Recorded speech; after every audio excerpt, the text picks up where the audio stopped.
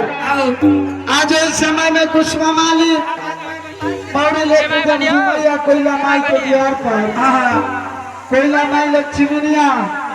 भैया हे कुछ माली आगे काफी तेरा सुइया के माली